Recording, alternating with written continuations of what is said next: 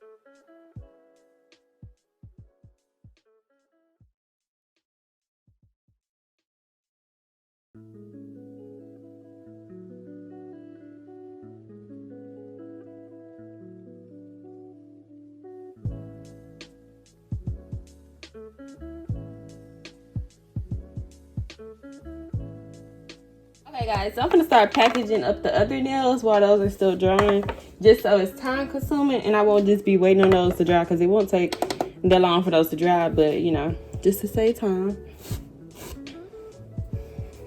So if you have enjoyed this video so far, make sure you hit a like, comment, and subscribe, and go check out some of my other videos.